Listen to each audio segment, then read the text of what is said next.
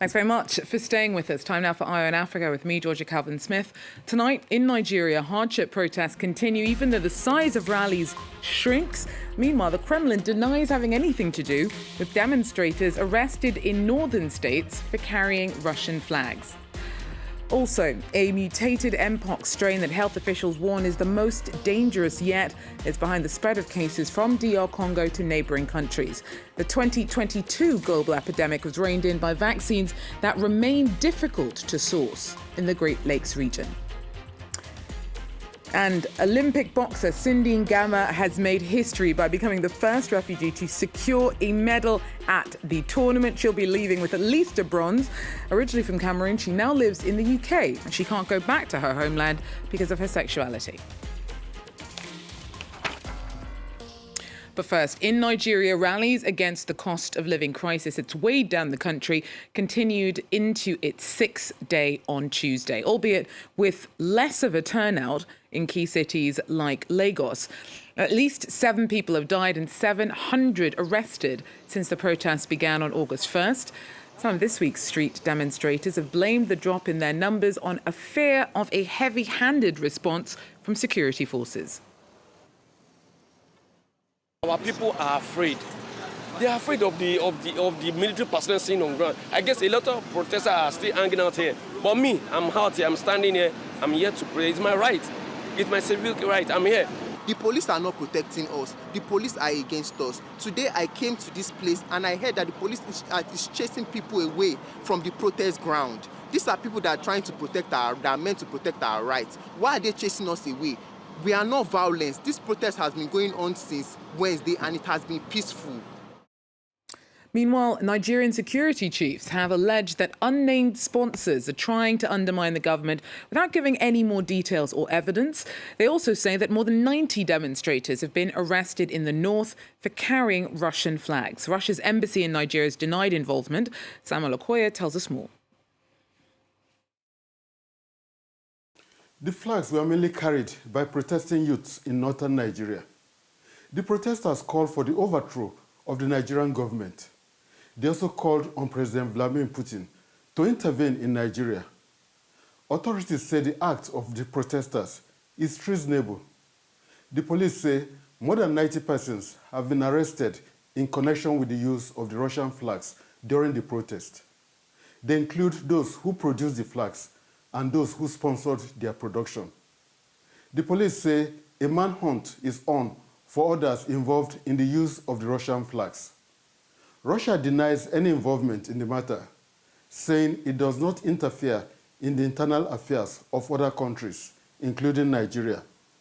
The Russian embassy in Nigeria said the decision of some protesters to wave Russian flags are the personal choices of the individuals.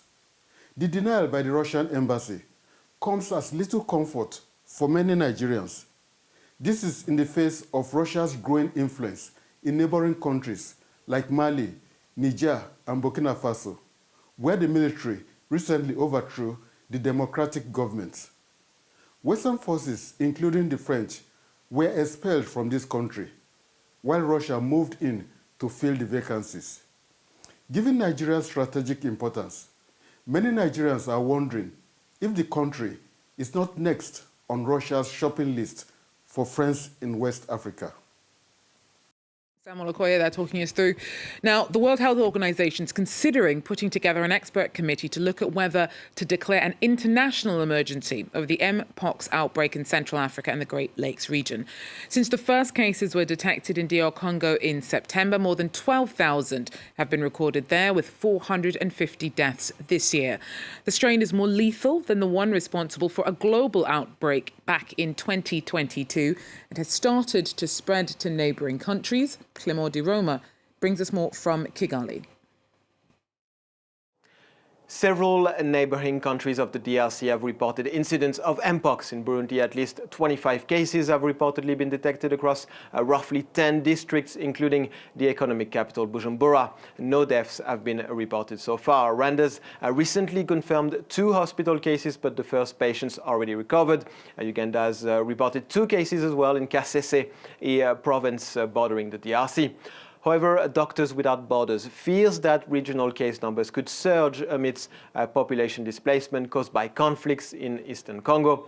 The viral infection causes rashes, lesions and painful muscle aches that can become severe if left untreated.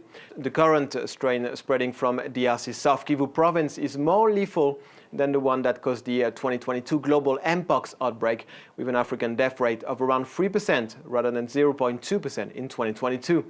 Mpox cases have risen in the US and the UK this year, but authorities are especially worried about Africa, where fatalities are higher. Outbreaks in the West have been shut down with vaccines and swift treatment programs, few of which have been made available in Africa. And medical charities have called for this imbalance to be addressed as soon as possible. Clément Dirome there for us. Now, Ivory Coast is hoping to enrol at least 3/4 of its population into its universal healthcare programme by the end of the year. Now, that began in 2018 after years of difficulties getting off the ground. But the criticism has just continued as Ivorians struggle to access the benefits. Julia Guggenheim and Damien Kofi report. Inside this busy market, these trucks make their way to meet people who want to register onto the Universal Health Coverage Scheme called the CMU. With the contribution of 1,000 CFA francs or 1.5 euros per month, the system is supposed to cover 70% of medical expenses. Life is very expensive, especially in the hospital. If you don't have money, they don't treat you. If it really works, the card will help me. Only 15% of Ivorians were covered by the health scheme last year before it became mandatory. Today, it is 46%. The Minister of Social Protection announced that 22 more trucks should be deployed to increase registration numbers. We have two targets. The first is those who are in the markets, and the second, we will launch a large-scale operation when the other trucks are ready. These will be the farmers. Several concerns have been raised at different stages, and our objective, as the President of the Republic has instructed us, is to remain attentive to the population. There are concerns, particularly in Abidjan, where patients sometimes have difficulty getting their medications covered by the system. The process is long. You have to validate the card before coming in. But when you go to validate the card, you are told that the medications do not pass on the system, that it does not take them into account. It's a waste of time, so I prefer not to even use the card. For medication to be covered, it must be prescribed on a CMU voucher. Today, there is a problem for the population to access the vouchers. The first reason is the care pathway that patients find a bit long, a bit tedious. Second element, the private medical sector is not authorized to issue vouchers. Due to these difficulties, pharmacies in Abidjan receive less than 10 CMU vouchers in a month for all the medicines sold. Well, there's some disappointment for Kenyan Olympic watchers hoping for a medal from the men's 1,500-metre finals on Tuesday. That was not in the offing. However, all hopes for the distance now rest on the two-time women's champion Faith Kipyegon, who heads into the semi-finals on Thursday. Kenya overall has 83 athletes who've been competing in 6 different fields at these Paris Olympics, including rugby, fencing, and of course athletics, which the country has become internationally known for. After a difficult first week, though, the tables were turned on Monday, with Kenyans clinching its first bronze, silver and gold of the Games.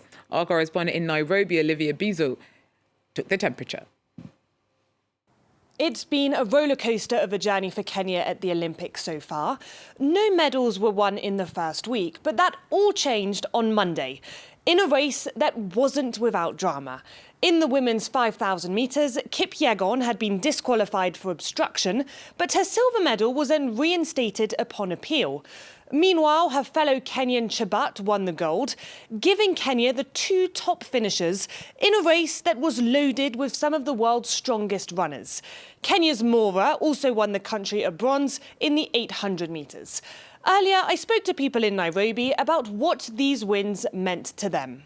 Okay, for me, it's a really wonderful feeling because given the way our country has been in the past few weeks, on the protest and everything, so I think this is a relief because it gives Kenyans hope. It feels like we've all been represented, right? It gives that little kid in school hope that, oh yeah, someday that might be me. So it's a good thing. It's a good thing. I'm really happy about it as well. You know, having the anthem play at the Olympics is nothing to take lightly. So yeah, I'm quite pleased about that. Kenya has won more Olympic medals since first participating in 1956 than any other country on the African continent. Many Kenyans are hoping that even more medals will be won. All eyes across the country will of course be on the marathon final this weekend, where Kipchoge is hoping to make more history than ever by becoming the first Olympian to win 3 marathon gold medals. And finally, boxer Cindy Ngamba made history this week by becoming the first refugee to secure an Olympic medal. She'll be leaving with at least a bronze. Originally from Cameroon, she advanced to the semi-finals after beating France's Davina Michel. Now, Ngamba left her homeland back in 2009, but can't go back because she's gay, and she now lives in the UK. Clem Valla takes a look back at her journey. She is the rising star of the refugee Olympic team. Cindy Ngamba, 25, from Cameroon, is now guaranteed a spot on the podium. On Sunday, the young woman faced French boxer Davina Michel in the under 75 kilo quarterfinals. She was the unanimous victor, securing not only her place in the semi-finals, but also the first medal in the history of the refugee Olympic team. This means the world to me. I hope I can change the colour of my medal in the next fight. I want to tell the refugees around the world, keep on working hard, keep on pushing yourself, and you can accomplish anything. And yet, the boxer's destiny could have been quite different. With her family, Cindy Ngamba left Cameroon at the age of 10 to settle in the north of the United Kingdom. The young lesbian can no longer return to her native country because homosexuality is punishable by up to 5 years in prison. As a teenager, she planned to pursue a career in football before discovering boxing at the age of 15.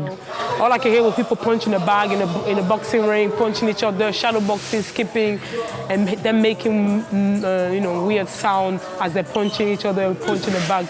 So, and I fell in love with it, I fell in love with the sport. And over the years, she became a 3-time British champion in 3 different weight categories. Last May, Cindy Ngamba became the first boxer to join the refugee Olympic team.